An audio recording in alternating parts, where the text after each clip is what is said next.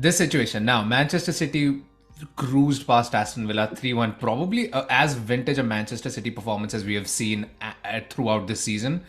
Um, 3 points away from us now. They have a game in hand, like we have a game in hand. So hypothetically, we have some sort of an advantage. But going into this match, this is big stuff now. This game has really taken on a whole Game of the other season. Probably the game exactly, of the season right now. exactly. And I feel like there's an element of Pep playing mind games. Laporte back in the team as a left back, potentially Rodri playing in. I didn't understand the formation at all at one point. On paper, it looked like Rodri was part of the back line, but he was playing so far up the field. In fact, Bernardo Silva was dropping back. They were so much more direct. KDB was wider than I have ever seen play in a game. And I mean, Haaland was so much more involved in this game as well, which is again criticisms that been coming across for him for a while that are now being addressed. I think Grealish is honestly in the form of his life right now. And 100%. and then of course Mahrez is also playing really well for this Manchester City team. Gundogan getting back in the team, getting a goal as well.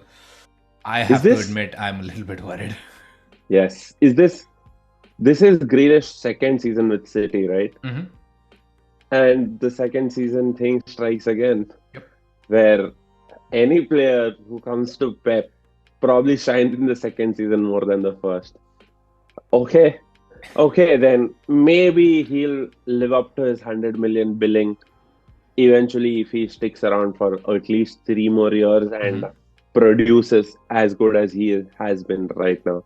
But that being said, I do expect mind games from Pep. Never, never a shrewd competitor. Pep is not the one to shy away from a difficult fixture. It's difficult for them. It's difficult for us. What I really look forward to is how does Mikel take the team from here?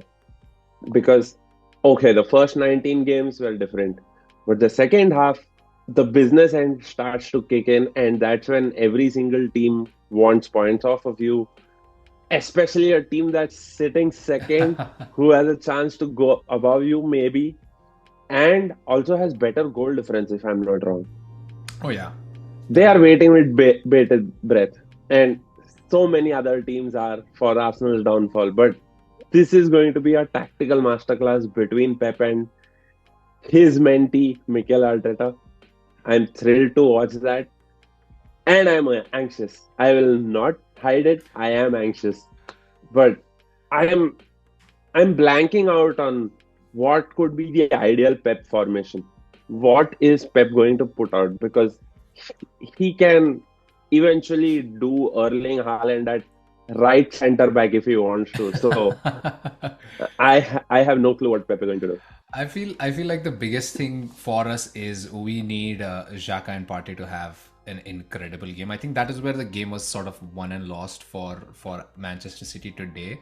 Is just their midfield dynamic was so much better than what we have seen all through this season, and I think a lot of it was because Rodri was given the license to do a lot more than his traditional sort of holding role, and he was standout for me in this game. So Party is going to kind of pretty much have to up his ante and kind of bring his A game to this match as well. And I'm assuming like Xhaka coming in, and then of course Zinchenko pushing in as well. He was going to need to have a really really good game against his former team, because I think that's where a lot of the match will be decided. Because the one goal that Aston Villa did score was that overturn in the midfield, where I forgot who lost the ball, but it left a lot of space in the back for Manchester City, because that's how City attack. And I feel like that is where Arsenal is going to really have to focus, is kind of ensure those overturns. Party has to be that man in the transitions. And yeah, I feel like I don't think Arteta is going to do this, but I feel like this is probably the kind of game where you want Martinelli starting through the middle, just because of the extra pace that he offers in running in behind that defense.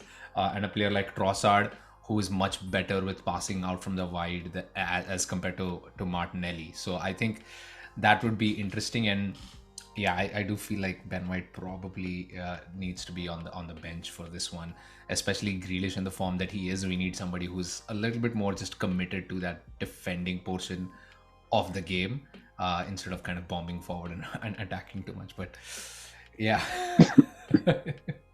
Nerves, my man, nerves. It's kicking in already. Yes, It's definitely Sunday is. scaries and nerves for the game. I I, didn't need both of that today. I don't know whether it's a good thing or a bad thing. I feel like okay, it's on a Wednesday, so I'll be at work, I'll be busy. Maybe I won't have my brain thinking about it too much.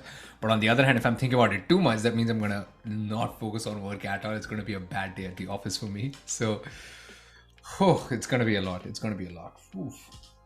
But yeah, predictions. Let's go for that. Let's see what we think. Do we still have faith in this Arsenal performance? Scrappy 1-0 or 2-1 win to Arsenal. It's a Yeah. home game. Yeah, I think I'm right there with you on that. I think the first goal will make a lot of difference. I think we absolutely need to get the first goal.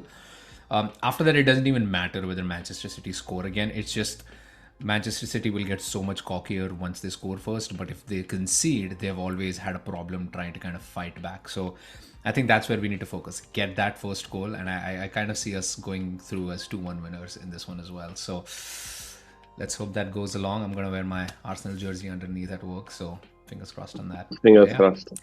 come on, you Gooners. Big game, big game. But yeah, as always, please like, share, subscribe. We will see you guys next time. And yeah, all the best.